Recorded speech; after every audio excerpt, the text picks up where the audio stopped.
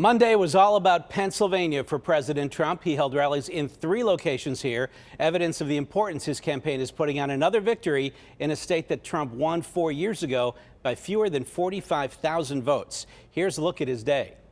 He's going to ban fracking and deliver an economic death sentence for Pennsylvania and for many other places in our country. And now we've done it all, so now you know, before I'd come and I'd say, we're going to this, we're going to give you tax cuts, we're going to rebuild your military, we're going to give you regulation cuts, the biggest in history. But now we've done it all, so now you know it's not just talk. Joe Biden made just one campaign stop Monday in eastern PA, but he also spoke with KDKA political editor John Delano on a number of subjects. Here's John. Hi, I'm John Delano, political editor, KDKA-TV, CBS Pittsburgh, and our very special guest is the former Vice President of the United States, Joe Biden. Mr. Vice President, thank you, sir, very much for talking to me again. I really appreciate it. Good to be back with you. Yeah, back in my attic.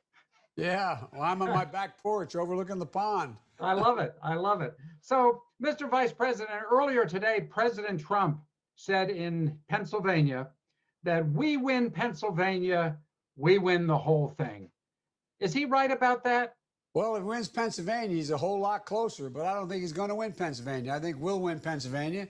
It's my home state. We spent a lot of time there. You know, when I actually announced in Pittsburgh, was one of the 3 places I announced.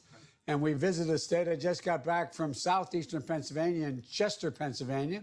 Was up in Scranton and up in that area 2 days ago.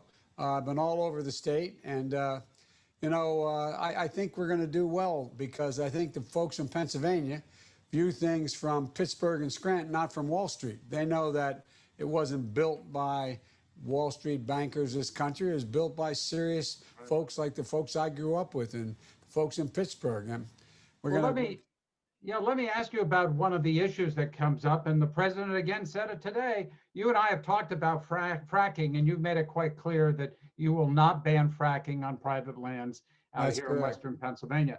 Today, he said that you would, quote, abolish the entire U.S. oil industry. Would you comment on that, sir? He has a great imagination. What I said was that I don't think we should continue to give big oil a tax break that, in fact, runs between, depending on who you're talking to, a minimum of $25 billion to $40 billion a year. Those special breaks shouldn't be working. And I'm clear on fracking. I will not ban fracking. I'll make sure fracking is done safely as possible, limiting methane emissions and protecting water supplies. And people are not going to lose their jobs. They're going to actually maintain and create millions of new jobs. Labor unions have endorsed my plan.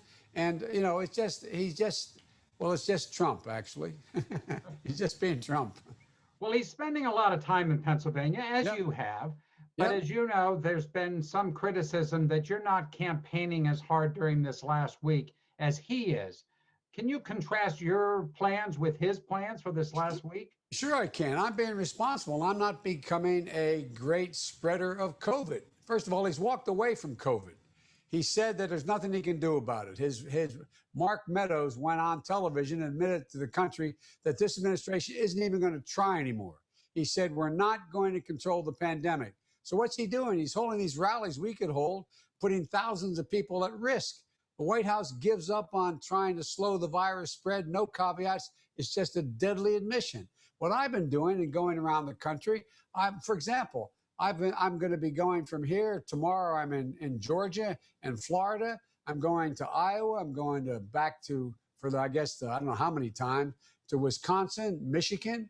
I'm going to be all over the country, and I have been, but I've been responsible. We have not been doing these super spreading events causing hundreds of people to come down with COVID.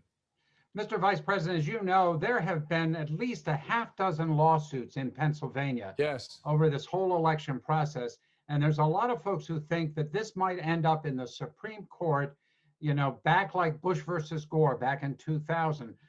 Do you have any concerns at all that the Supreme Court might end up deciding who wins this presidential election? Well, I hope it doesn't get to that. Look, the Republicans generally and the president specifically have done everything to make it harder for people to vote. The fewer people to vote, the better chance they think they have. And look, Pennsylvanians and Americans around the country are clear. They want a fair election. And if we get one, they're afraid they're going to lose the Republicans. But it's not going to stop Americans from voting. They're already voting in record numbers. You've never seen this. We've never seen this before. And so we'll have an election that they're so afraid of. 50 million people have already voted so far. And your Supreme Court has ruled on 2 important cases so far. Every vote will be counted. Your Attorney General and Governor are doing an honest job about how to make sure every vote's counted. A final question, Mr. Vice President. As you know, in a couple hours, Judge Amy Coney Barrett will be confirmed to the Supreme Court. Do you think this has been a legitimate process? Is she going to be a legitimate member of the Supreme Court? Well, look, let's put it this way. It's never, ever happened this way before. Here we are, as I said, 50 million people already voted. They're going to vote on her, I guess, later today. They're going to go directly from there to the Supreme Court, which she'll be on in the next 9 days, all about trying to take away health care for millions of Pennsylvanians. That's what it's about. No, let's not kid each other. The Affordable Care Act is on the ballot. Health care is a major concern in Pennsylvania, and he's in the Supreme Court trying to take it away. Pennsylvania concerned about Social Security, and he has a plan that, in fact, he says if he's reelected, the Social Security actuary said it will bankrupt Social Security. He'd like all of that to happen as quickly as it can be done. That's why people should vote and vote clearly on how they're going to vote on the Senate races and the presidential races, because there's lots at stake. Mr. Vice President, always a pleasure to be with you, sir. Thank you very much for your time today. Thank you. I hope we can do it in person. Thank you.